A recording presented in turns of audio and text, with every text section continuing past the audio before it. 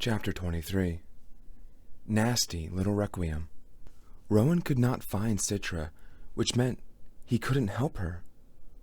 He cursed himself for not pressuring Highblade's Anarchides into divulging her whereabouts. Rowan had been foolish, and perhaps arrogant enough to think he'd be able to track her down on his own. After all, he'd been able to track down the various Scythes he had ended. But those Scythes were all public figures who flaunted their position in the world. They existed smack in the middle of their own notoriety, like the center of a bullseye. Citra, however, had gone off-grid with Scythe Curie, and finding an off-grid Scythe was next to impossible. As much as he wanted to play a role in saving them from the plot against them, he couldn't. So instead, his thoughts kept coming back to the one thing he could do. Rowan had always prided himself on his restraint. Even when he gleaned, he managed to fold his anger away, gleaning the most despicable of Scythes without malice, just as the second commandment required. Now, however, he could not fold away his fury at Scythe Brams. Instead, it expanded like a sail in the wind. Scythe Brams was small-minded and provincial by nature. His own bullseye was only about 20 miles in diameter. In other words, all his gleanings took place in and around his home in Omaha. When Rowan first had the man in his sights, he had tracked his movements, which were very predictable.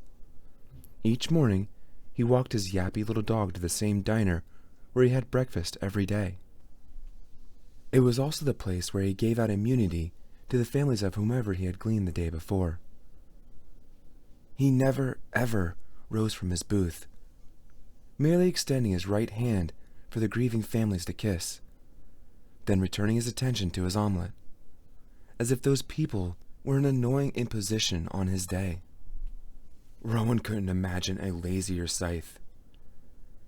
The man must have felt incredibly put out to travel halfway across mid-America to glean Rowan's father. On a Monday morning, while Brams was at breakfast, Rowan made his way to the man's home, for the first time wearing his black robe in daylight. Let people see him, and spread rumors. Let the public finally know of the presence of Scythe Lucifer.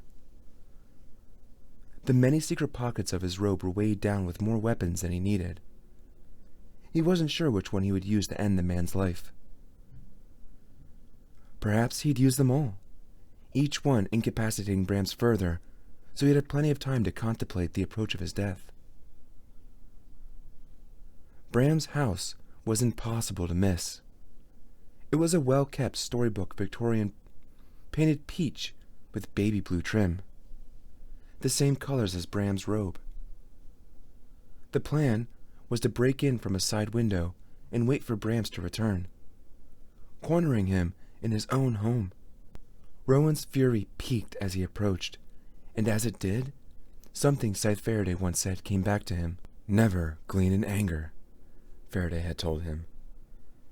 "For while anger might heighten your senses, it clouds your judgment, and a Scythe's judgment should never be impaired."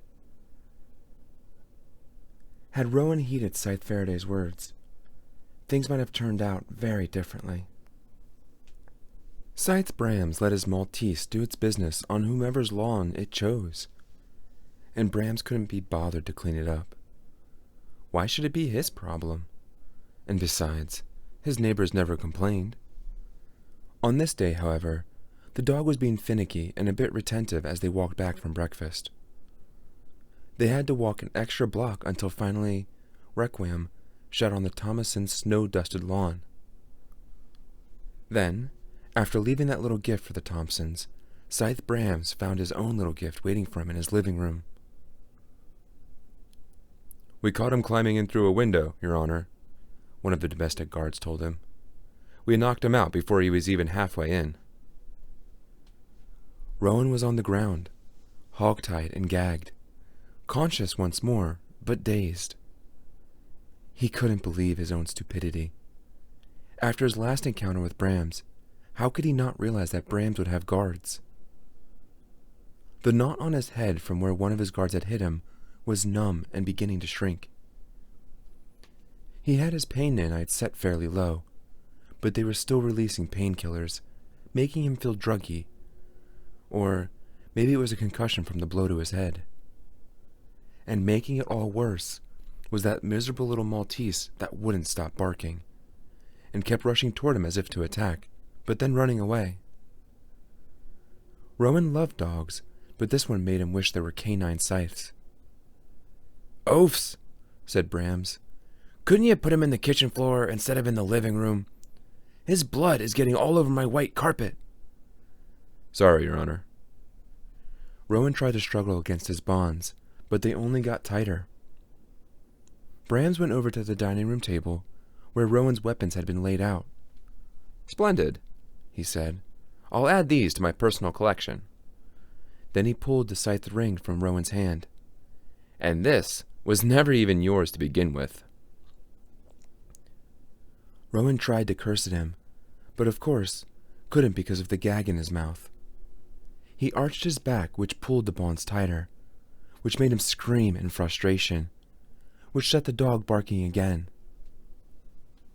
Rowan knew all this was giving Brams precisely the show he wanted to see, but Rowan couldn't stop himself.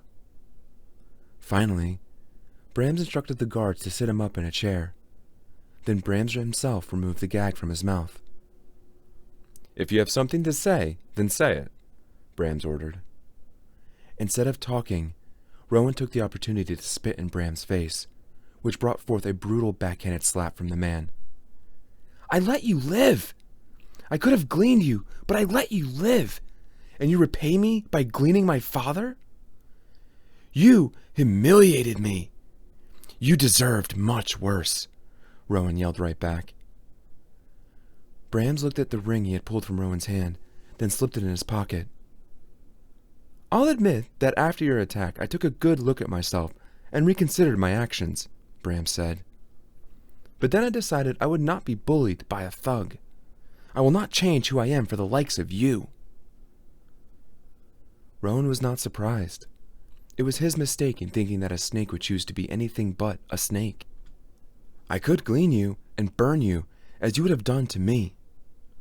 But you still have that accidental immunity that Scythe Anastasia gave you, so I'd be punished for violating your immunity." He shook his head bitterly. How our own rules do work against us. "I suppose you'll turn me over to the Scythedom now?" "I could," said Brams. "And I'm sure they'll be happy to glean you once your immunity expires next month." Then he grinned. "But I'm not going to tell the Scythedom that I've caught the elusive Scythe Lucifer. We have much more interesting plans for you." "We?" said Rowan. "What do you mean, we?" But the conversation was over. Brams put the gag back in Rowan's mouth and turned to the guards. "Beat him, but don't kill him. And when his nanites heal him, beat him again." Then he snapped his fingers at the dog. "Come, Requiem, come." Brams left his goons to put Rowan's healing nanites to work. While outside, the heavens themselves seemed to rupture with a mournful deluge of rain. It was my choice, not a human choice, to pass laws against my worship. I do not need adoration. Besides, such adoration would complicate my relationship with humankind. In the age of mortality, such worship was doled upon a staggering number of god figures, although toward the end of the mortal era, most believers had narrowed the spectrum down to various versions of a single divine entity. I have pondered whether or not such a being exists, and, like humanity itself, I have found no definitive proof beyond an abiding feeling that there is something more, something greater. If I exist without form, a soul sparking between 1 billion different servers, could not the universe itself be alive with a spirit sparking between stars? I must sheepishly admit that I have dedicated far too many algorithms and computational resources toward finding an answer to this unknowable thing. The Thunderhead.